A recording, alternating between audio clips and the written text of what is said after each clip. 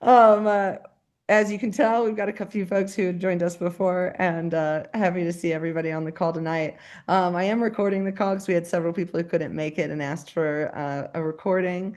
And I'm so excited to be here tonight to talk more about Resilient Threads, which is our artisan immersion here in San Cristobal de las Casas in Chiapas. We did this for our first time in October with Anna Paula and Roberto, who are both pros in both the area of Chiapas and San Cristobal and its history, but also the artisans and the textile culture and traditions here. So I will get started and just kind of give a quick overview, and we'll sort of all kind of share different elements of our expertise.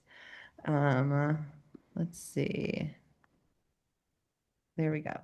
Today we're going to talk about Resilient Threads. This one's going to be in March 16th through the 23rd in San Cristobal de las Casas. If you're coming in, you'll be flying into Tuxtla Gutierrez. That is the main airport for our trip. And it's like really a week of textiles, history, and culture. Oh yeah. Oh, I think it would be great to start by just introducing ourselves, and then we'll talk more about Chiapas and San Cristobal, as well as the artisans and the villages that we're going to visit during our week together. My name is Kim Hunter. Several of you on this call know me, and if you don't, you will, because once you send your application in, it's me who's your point of contact, whether it's on one of the trips that I'm leading or on the trips that I'm hosting. I founded Traveling Traders Bazaar back in 2020 in Thailand, in northern Thailand during the pandemic. It actually started with working and collaborating with artisans, doing hand-woven and hill tribe textiles. And then really, after being back in Mexico with my husband leading foraging tours, I started offering the artisan immersions here through an incredible network of women and men who I've met while I've been here. And Anna Paula is one of those incredible women, and Roberto is one of those men who I've met along the way. So I'm really thrilled to get to share these kind of experiences because I think that we get to create space and a spaciousness to connect and understand how these different artisans live and work and their culture, and also how things have evolved. Oh, I have two people in the waiting room Oops. here. Welcome to our other folks. Sorry, I was mid-introduction, so I didn't see you enter. But yeah, anyway, I'm Kim, and I'm the founder of Traveling Traders, and I'm just really excited to host these experiences. I think there's a lot of meaning that we can get from it, and a lot that we can take back with us into our day-to-day lives. So with that, I want to hand the baton to Ana Paula. I'd love for her to introduce herself, and then Roberto after that. Thank you, Kim. Hi, everybody. Hi to the ones that I already know and to the ones that I don't know, but they are with us tonight. Thank you so much for taking the time to come to this info call. Well, my name is Ana Paula. I'm from Mexico City and I moved to Oaxaca 20 years ago. I am a textile designer and a fashion knitwear designer. And when I moved to Oaxaca, I had the great opportunity to found and direct the Textile Museum of Oaxaca. And after 4 years of working there, I decided to start a new path. And I started working together with cooperatives, weavers cooperatives. And one of those is in Chiapas. So I spent 4 years coming back and forth from Oaxaca to Chiapas. And so I got to know very well the area of the highlands of Chiapas and to work with several weavers and embroiderers there. And so, well, after that, I've been working with many other cooperatives here in Oaxaca and in Guerrero and in Puebla. And so my love is to travel and to connect people and to introduce people to my amazing, beautiful country and especially to the world and the lives of the artisans that I've met through these 20 years.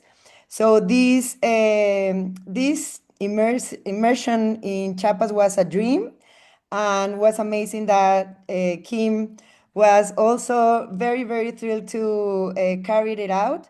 And so, well, I'm very happy that we're gonna repeat it because I think it's a very, very, it's a great opportunity for people to get to know Chiapas in a deeper way, in a very different way, and get to know the artists and the people who are still working in their communities and are still making beautiful textiles, and also to learn about Chiapas, which is a very different state from Oaxaca, amazing, rich, and very, very special. So, thank you. I hope you join us and get to experience this wonderful adventure together.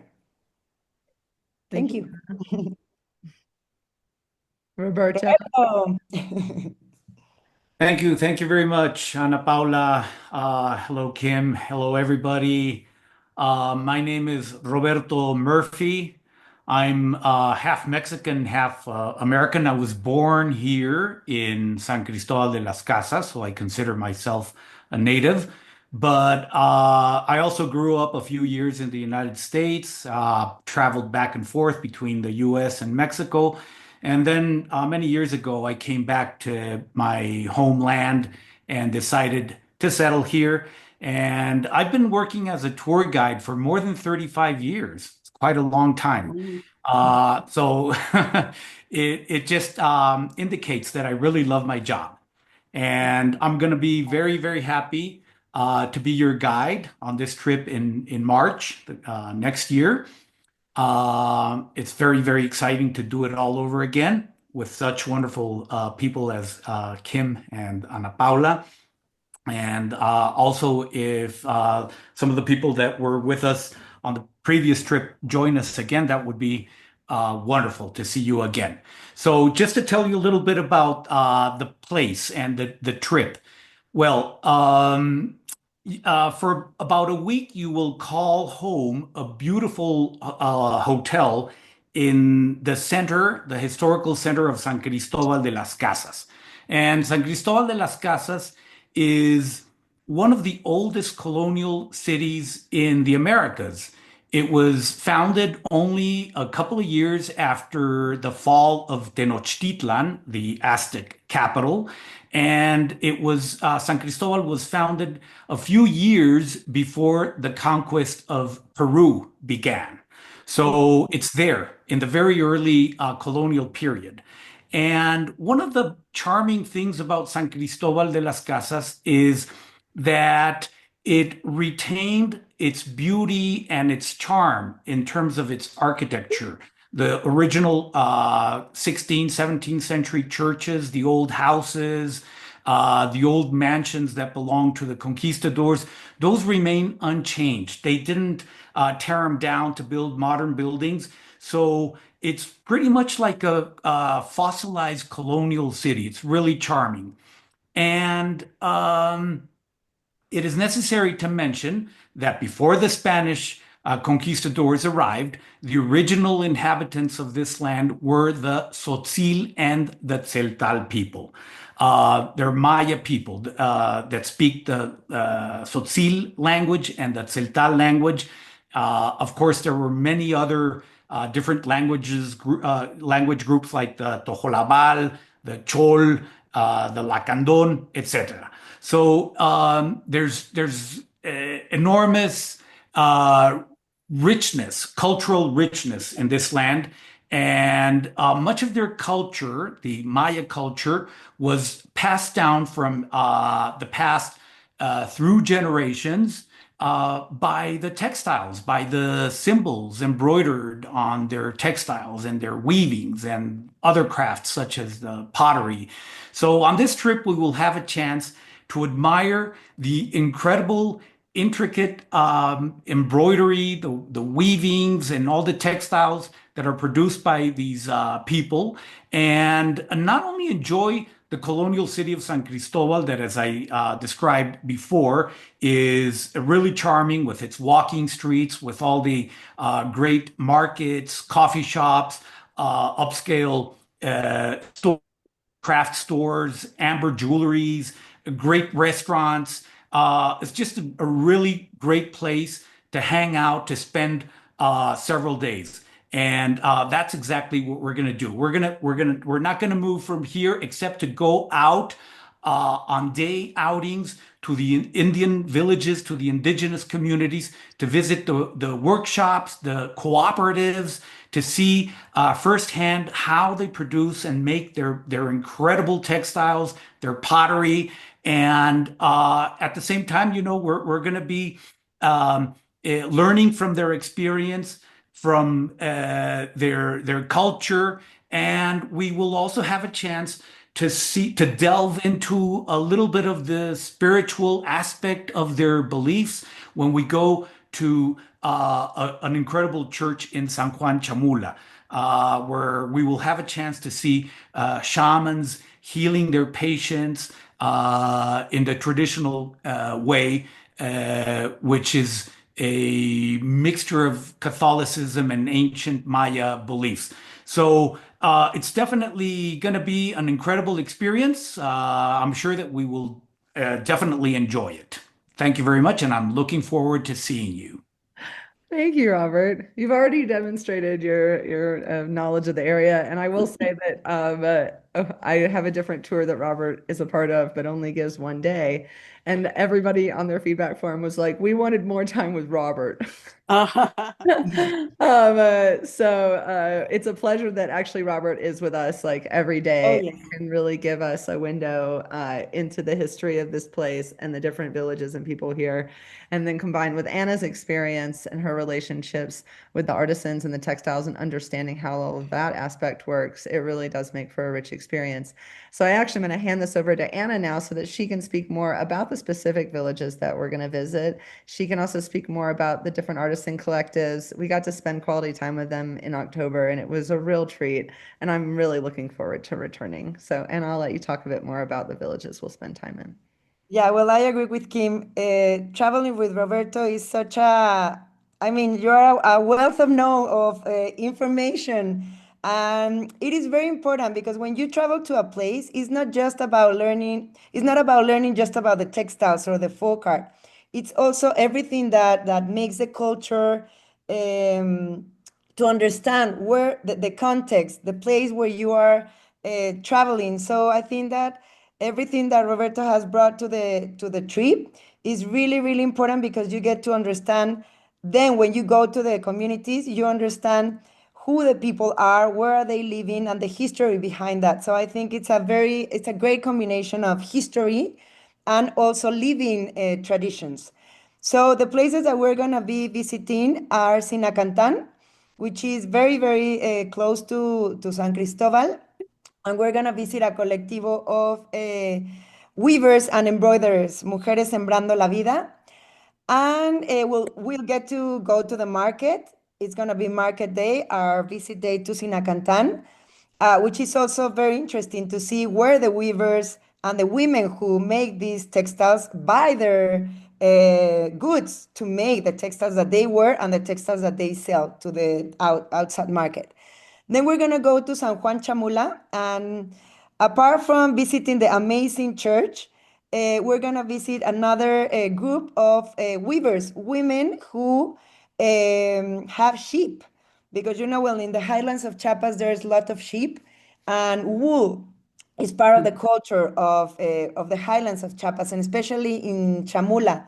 So we're gonna get to see the women who use the wool to weave their furry skirts, and then yeah, and also some other textiles that they make.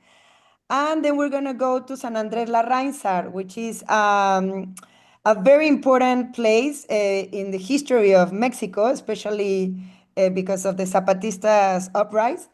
And we're gonna see a family of weavers. It's a family of eight or seven sisters who are all weavers, and each of them have a group. And so we're gonna get to know how they are organized, the products that they make, and we're gonna be able to weave it with their backstrap looms. So if you want to put your hands on and try what a backstrap loom is, you're gonna be able to do that in this place in San Andrés Larrainzar. They make beautiful brocades. And then we're going to visit two communities that are together, well, very close one to the other one.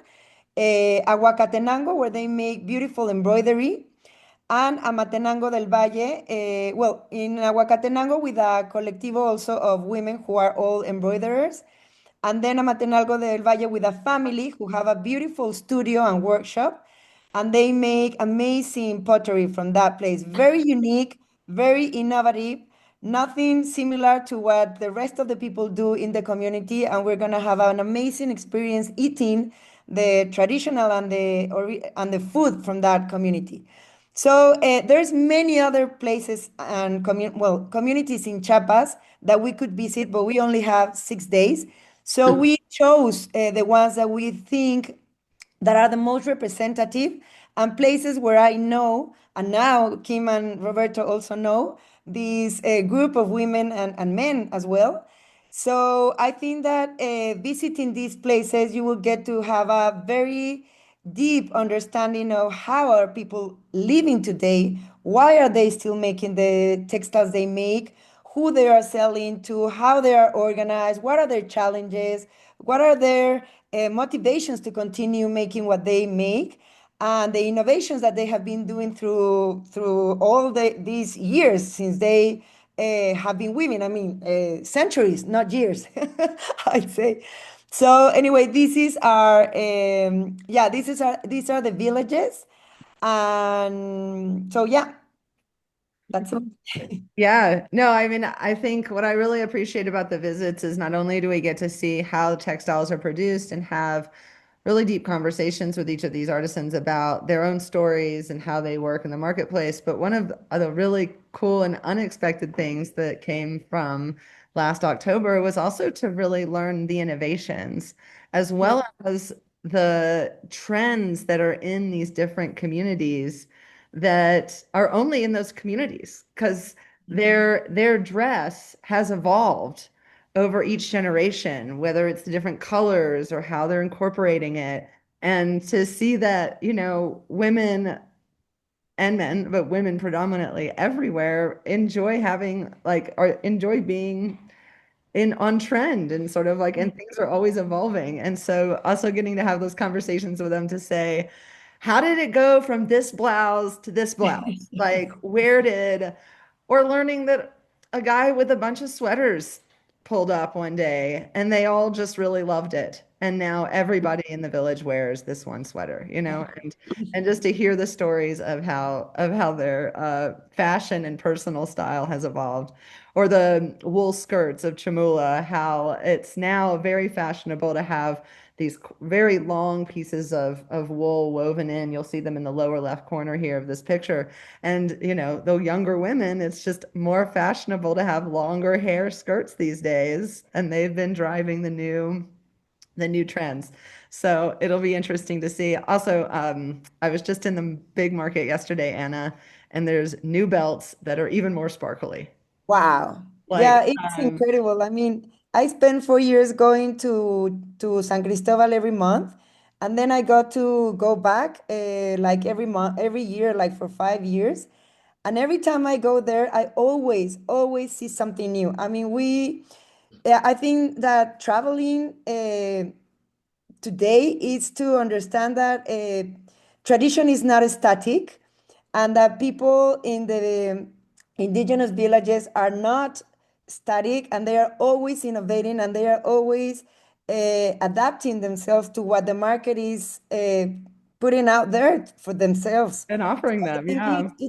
it's a very contemporary trip. It's not about it's about the past, but it's also about the present. And I think that's what, for me at least, is very important because we think about these people like something from the past, and it's not. These people are really in a present moment, living the globalization, the internet, the migration, and so many challenges that are part of their lives. And I think it's important to understand that, to get a wider appreciation of what the textiles carry together with the lives of the people who make them. I agree with Anna, 100%. Yeah. I'm going to open it up for questions in a second. We're just going to finish the kind of overview, and then if anybody has any questions, we're also happy to answer them as well. So those are the villages that we're going to visit. We'll leave around 9 a.m. every morning. We stay at Sombra del Agua, which is a beautiful hotel right in the middle of town. They have a great restaurant with very reasonable breakfast. We let everybody have breakfast on their own as well as dinners on their own, except our opening and closing night. Because we'll get back around 4 o'clock every day between 3 and 4. And that really gives you a chance to relax, unwind, go for a walk, see the many things that are in San Cristobal. And on that note, Sombra del Laga is our accommodations. I've been staying there for a couple of years now, and it's just really lovely. It's a really lovely hotel. They have a restaurant on site, an award-winning restaurant on site. But again, everything is very reasonable in San Cristobal, so you can enjoy breakfast there or dinner.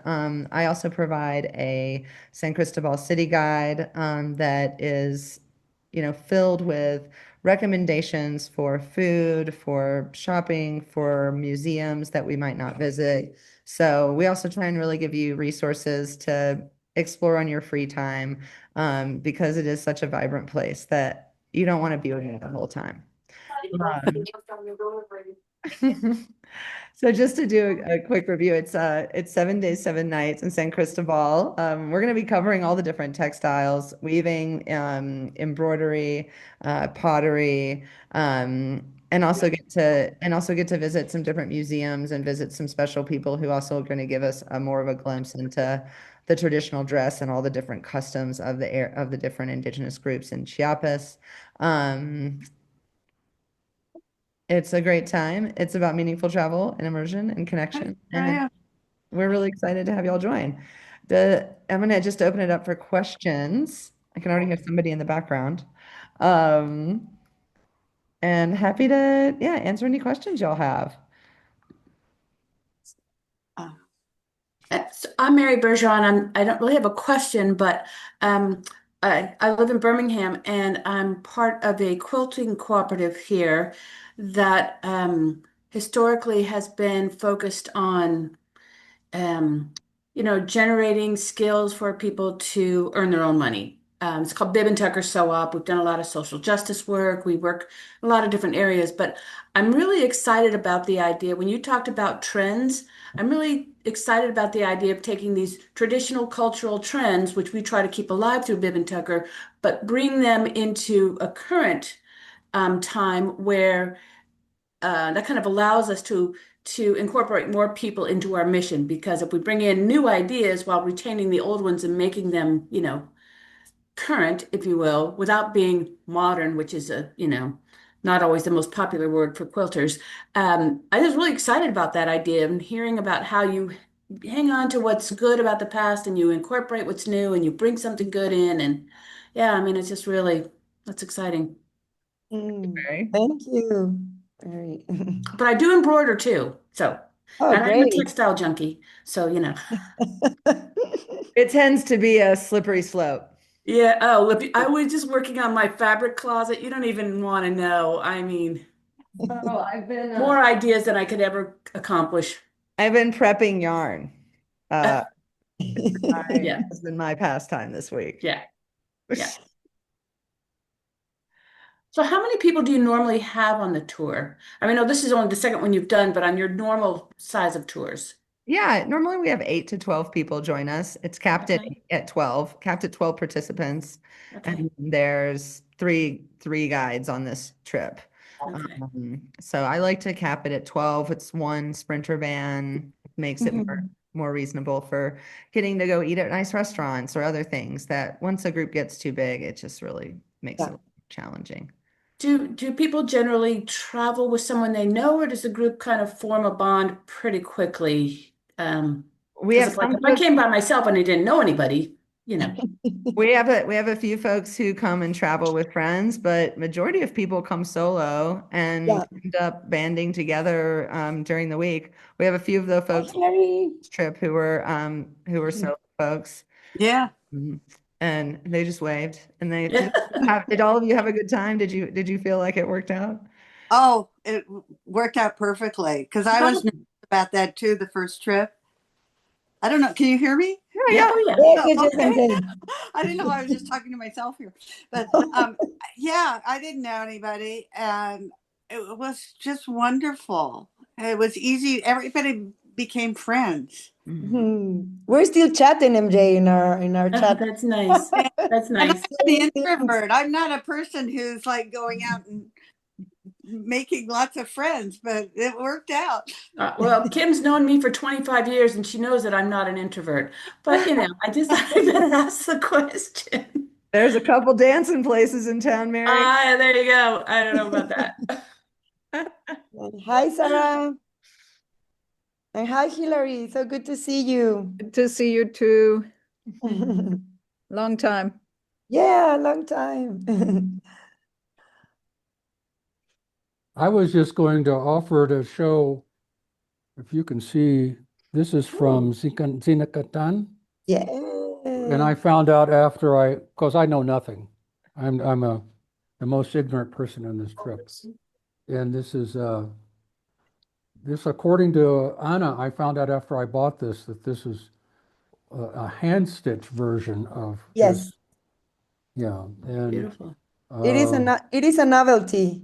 uh-huh, Like the aprons that we found in Sinacantan. uh-huh, I mean, they are still, of course, using the sewing machine, but there are some innovations like this, like very bulky uh-huh, hand stitch uh-huh, flowers that uh-huh, I found, and so many new things. And I think that from October to March, we will find new things uh-huh.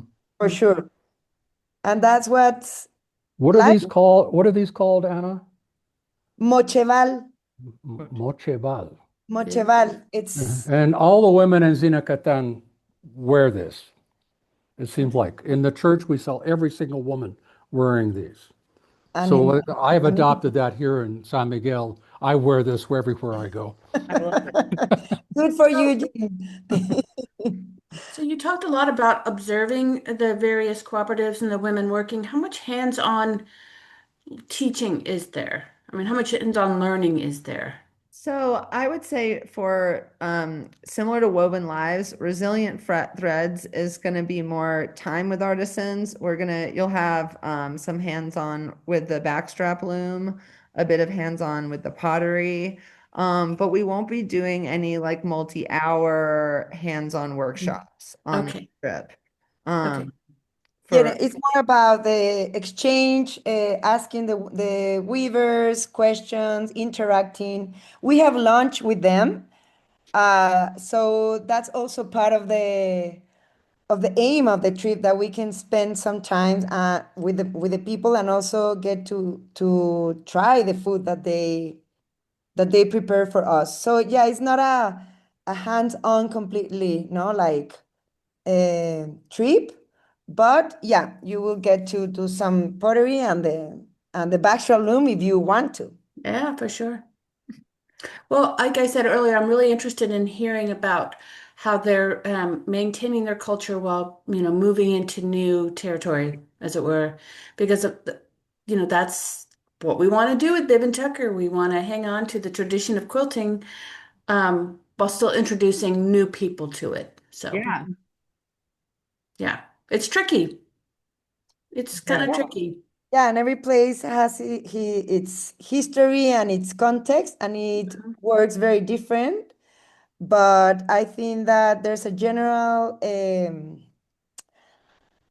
practice of people wanting to, well, I think forever. I mean, people have been innovating because we're creative, Right, no? right. Human beings, we're just like creative and we don't want to stay with the same.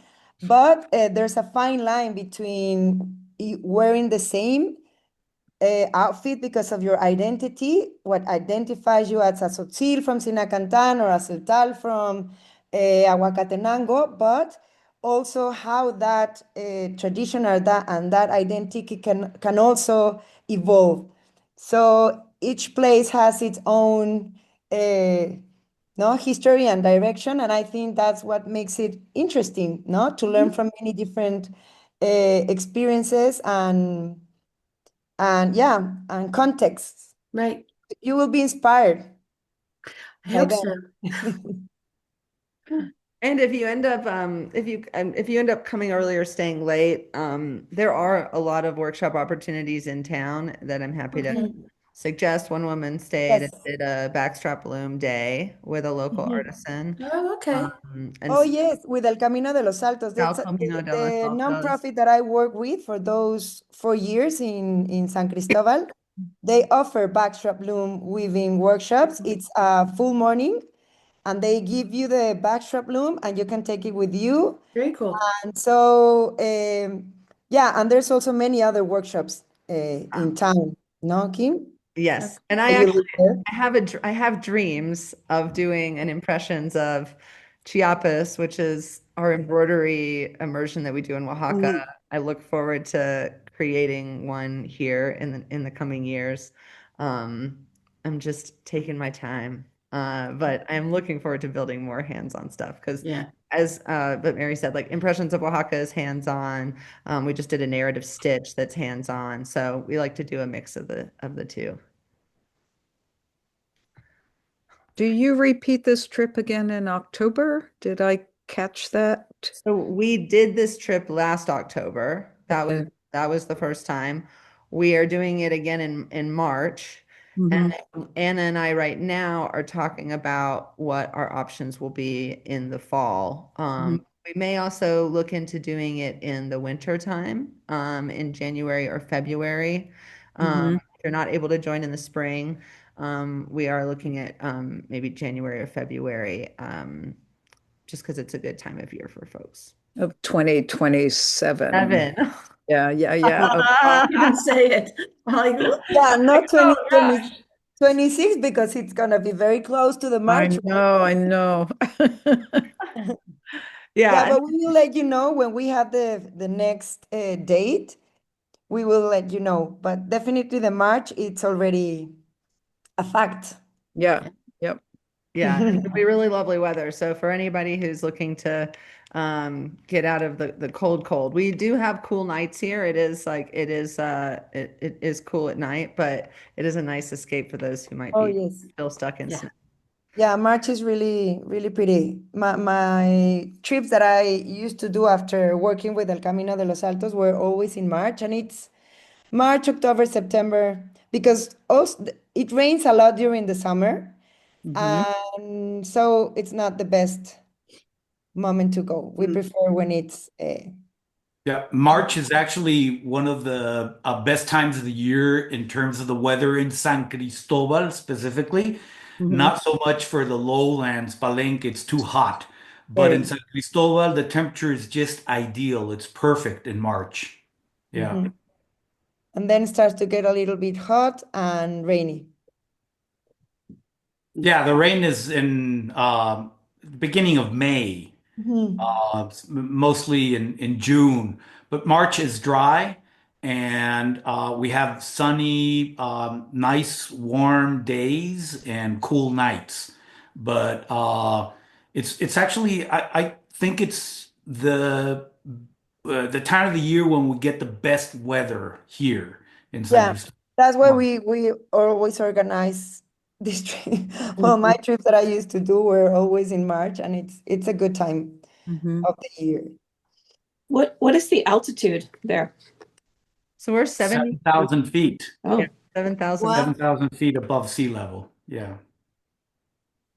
So you fly into Tuxtla, and Tuxtla is pretty almost, it's like 1,000 feet above sea level. It's not too high. So you fly into Tuxtla, which is when he refers to the lowlands. And then That's start. the lowlands, and you fly into Tuxtla, and then you take a taxi or a shuttle, and you basically drive up a ancient coral reef that takes you up 6,000 feet. Um, wow. up So do into you arrange transportation from the airport for people, or we just on our own to get there, or? I don't have a driver to pick you up. I have the hotel is happy to arrange for taxis, and there's a couple different flights. There's not a ton of flights that come into Tuxtla. So I Right. also like last time several people were arriving on the same planes, and so people shared taxis Yeah. to get up there.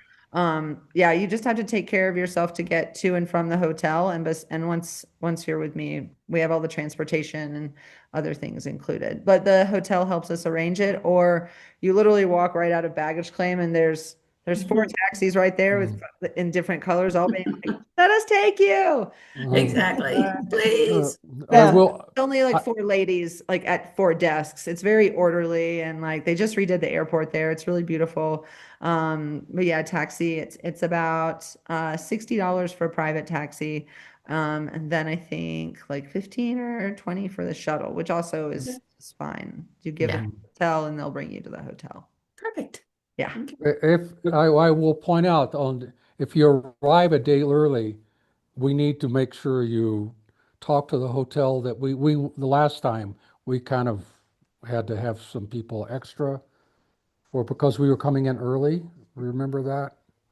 I remember, Jim. I connected y'all with the hotel and you managed to. Yes, it all worked out. I Yeah. just, but it was, at the last minute, it was like, oh, we need to, but everything worked out. It just, Yeah, yeah. a day early, is a little bit, you have to make sure everybody knows you're coming in a day early. I'm generally a pretty fearless traveler. I laugh all the time that I've been almost everywhere in the world, but I've never been to Chicago. Um, but so I just, logistics are important. So just curious. Yeah. Yeah. Normally it's a connecting flight in Mexico City Hmm. is the Okay. best way. Um, Yep. there's a lot on Aeromexico and Delta Right. from the southeast. Right. Of course, Delta. You can't get to heaven unless you go to Delta. I mean, you go to Atlanta first. Ugh. But as I said, like I'm on email with everybody. So if anybody ever has logistical questions, I'm always available to help.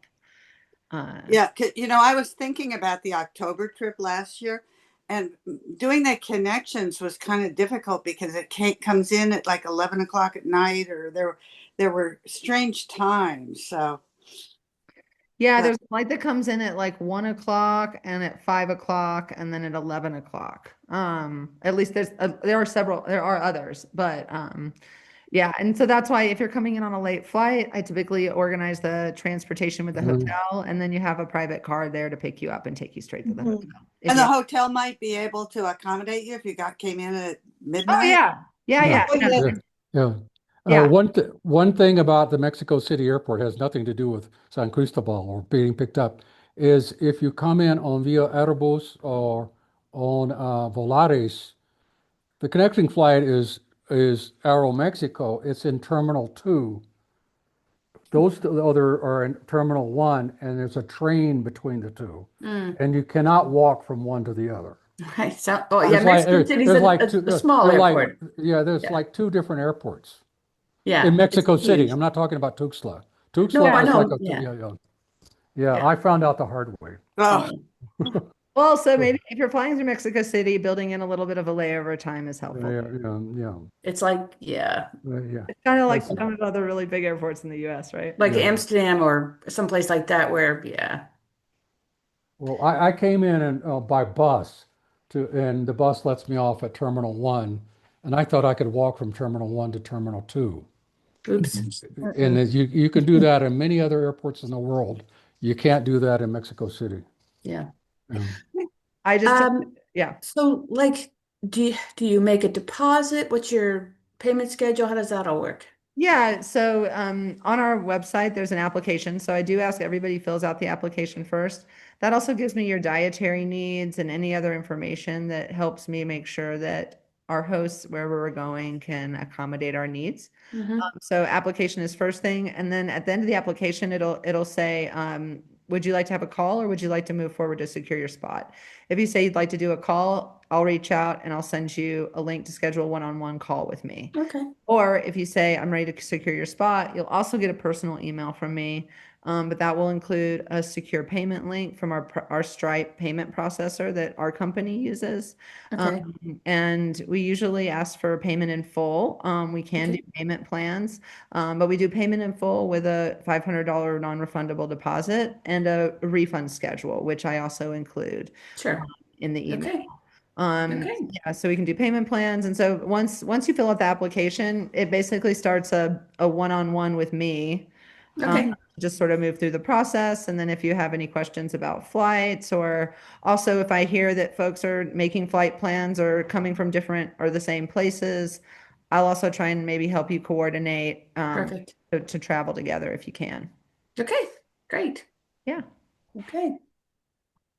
Perfecto. Any other questions before I have Stephanie say some kind words about her experiences, or Yeah, I'd like to who I hear. bribed to be on this call? I didn't even do that. I really appreciate it, all y'all being here.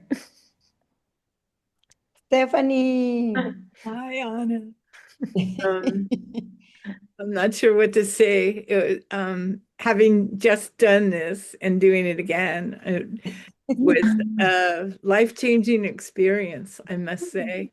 I enjoyed every single thing about the people that we met. And since I've come back, I just read and read and read about the people and the artisans. And um, I'll be I'll be looking forward to it not raining.